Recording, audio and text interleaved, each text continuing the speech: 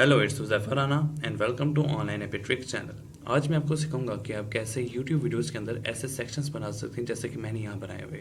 For example ये देखिए, ये पहला सेक्शन जिसमें इंट्रो का नाम मैंने दिया हुआ है उस सेक्शन को। ये दूसरा सेक्शन जिसमें मैंने नाम दिया हुआ है हाउ टू चेंज और edit the size of the video InShot. और अगला सेक्शन है और एंड सो ऑन, ऐसे ऐसे सेक्शन में बनाए हुए और उसके बाद नेम्स दिए हुए। तो अब ऐसे सेक्शन कैसे बना सकते हैं और इनका फ़ायदा क्या होता है, आज मैं इस वीडियो में आपको बताऊंगा। तो चलिए शुरू करते हैं। फर्स्ट ऑफ ऑल हम बात करते हैं कि इन सेक्शन और इन पोर्शंस को YouTube क्या नाम देता है। इन सेक्शन और इन पोर्शंस को YouTube की लैंग्वेज में हम चैप्टर्स कहते हैं। इनको अलग अलग चैप्टर्स कहा जाता है जिनके मैंने ये नाम रखे हुए। और इन चैप्टर्स का क्या फ़ायदा होता है ये मैं अभी आपको कुछ ही लम्हों में बताता हूँ।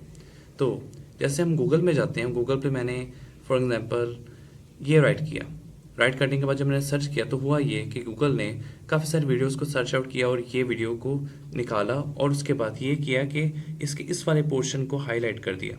इस पर्टिकुलर पोर्शन को हाईलाइट इसने खुद से नहीं किया गूगल ने, बल्कि जिसकी वीडियो है उसने ये किया था कि इसने अलग अलग सेक्शंस बना दिए थे और इस पर्टिकुलर सेक्शन का नाम वही दिया जो मैंने इधर सर्च किया था। तो दैट्स वाई जब भी कोई सेक्शन बनाता है और कोई भी गूगल पर सर्च करता है तो वो सेक्शन को गूगल हाईलाइट कर देता है और कोई भी व्यूअर आता है तो उसकी वीडियो को देखता है और उसके व्यूज़ पढ़ते हैं। और अगर ऐसा ना भी हो तो उसकी एसईओ इतनी इंक्रीज हो जाती है कि गूगल उसको सजेस्ट करना शुरू हो जाता है। फॉर एग्जांपल आप इस वाली वीडियो को देखिए। मैंने क्या सर्च किया था, how to add pics in the video InShot, और यहाँ क्या आया है, InShot video editor tutorial मैंने सर्च नहीं किया था। तो ये क्यों आया, ये इसी वजह से आया क्योंकि इसने इस पर्टिकुलर, ये वही वाली वीडियो जो मैंने अभी आपको थोड़ी देर पहले बताई। देखिए इसने इस वाले सेक्शन के अंदर ये शो किया हुआ था, इसका नाम ये रखा हुआ था। दैट्स वाई इसने यहाँ भी इसको शो किया और इसके सेक्शन को हाईलाइट किया और उसके बाद नीचे सजेस्टेड वीडियोस में भी इसने इसको शो किया। दैट्स वाई इसके व्यूज़ इंक्रीज हुए। अब मैं आपको एक्सप्लेन करता हूँ और प्रैक्टिकली करके भी दिखाऊंगा कि आप कैसे अपनी यूट्यूब वीडियो के अंदर चैप्टर्स को क्रिएट कर सकते हैं। तो सबसे पहले मैं आपको ये बार बार सजेस्ट करूंगा कि आपको ये ज़रूर पता होना चाहिए और अपने नोटपैड में भी ये लिख लीजिए कि कौन सी टाइमिंग पर आप कौन सा टॉपिक को शुरू कर रहे हैं, ताकि आपको अपने चैप्टर्स को बनाने में आसानी हो। मैं अपनी इसी वीडियो के एडिट वाले पोर्शन में जाता हूँ और इसको न्यू टैब में ओपन कर लेते हैं। फॉर एग्जाम्पल मेरा इंट्रो स्टार्ट हो रहा है 0.00 से। आपको ये पता होना चाहिए कि आपकी स्टार्टिंग कौन सी है टॉपिक की। आपने एंडिंग को नहीं देखना, आपका टॉपिक एंड कहाँ हो रहा है, नहीं, आपने देखना है आपकी टॉपिक की स्टार्टिंग कहाँ से हो रही है। तो उसी हिसाब से आप अपने चैप्टर्स को क्रिएट करेंगे। फॉर एग्जांपल मेरी इंट्रो की स्टार्टिंग हो रही है 0.00 से। इंट्रो, उसके बाद स्मॉल ब्रैकेट, देन 0, उसके बाद कॉलन और उसके बाद 00। तो इसका ये मतलब हुआ कि मेरे इंट्रो की स्टार्टिंग हो रही है 0:00। लिख दिया इंट्रो का। अब एंडिंग पॉइंट क्या लिखेंगे, कुछ लोग ये भी सोच रहे होंगे कि एंडिंग पॉइंट हम लिखेंगे या नहीं, आपको एंडिंग पॉइंट लिखने की ज़रूरत नहीं, क्योंकि एंडिंग पॉइंट आपके अगले टॉपिक का स्टार्टिंग पॉइंट होगा। तो आपने सिर्फ स्टार्टिंग पॉइंट लिखना है, एंडिंग पॉइंट आपको लिखने की ज़रूरत नहीं। अब फॉर एग्जाम्पल मैंने 0.00 से अपना इंट्रो शुरू किया था, देन ये तो टॉपिक ख़त्म हो गया। देन आपको देखना है कि आपने अपना अगला टॉपिक शुरू कहाँ से किया। फॉर एग्जांपल मैंने अगला टॉपिक शुरू किया है अपना 0.20 से। अब मैं यहाँ 0.20 से स्टार्ट करूँगा, मतलब कि थंबनेल मेरा अगला टॉपिक है। थंबनेल, देन उसके बाद मैं स्मॉल ब्रैकेट डालूँगा, देन 0, उसके बाद मैं देखूँगा कि मेरा अगला टॉपिक शुरू कहाँ से हो रहा है। 0.20 से शुरू हो रहा है मेरा अगला टॉपिक।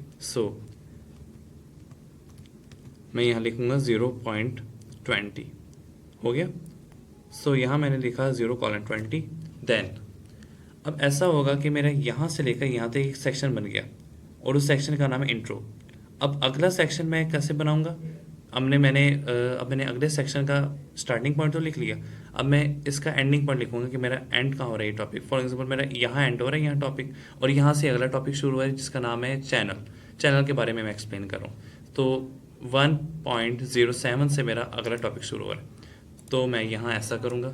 अब चैनल है, चैनल, उसके बाद स्मॉल ब्रैकेट, देन 1, उसके बाद कॉलन, देन 03, क्योंकि मेरा चैनल वाला टॉपिक शुरू हो रहा है 1:03 से मेरा अगला चैनल वाला टॉपिक शुरू हो रहा है। तो मैंने यहाँ ये लिख दिया। सो देखते हैं कि हमारे सेक्शन बने भी हैं या नहीं। तो सबसे पहले इसको सेव कर लेते हैं और देन इस वाली वीडियो को हम रिफ्रेश कर लेंगे। अब ये देखिए यहाँ कोई भी सेक्शन अभी तक नहीं बना हुआ, मगर अब देखते हैं सेक्शन बने हैं या नहीं।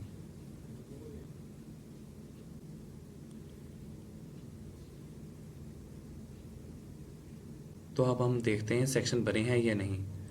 सो अब ये देखिए यहाँ सेक्शन बन गए हैं। तो पहला सेक्शन है इंट्रो का, आप यहाँ देख सकते हैं पहला सेक्शन इंट्रो का शुरू हुआ है, क्योंकि हमने शुरुआत तो लिख दी 0.00 से और उसके बाद हमने ये नहीं देखा कि एंडिंग पॉइंट किया। अगला टॉपिक शुरू हुआ था 0.20 से, मैंने आपको बताया था। देन ये थंबनेल वाला टॉपिक शुरू हो गया। देन अगले टॉपिक की शुरुआत होगी, अब इसकी एंडिंग अगले टॉपिक से होगी।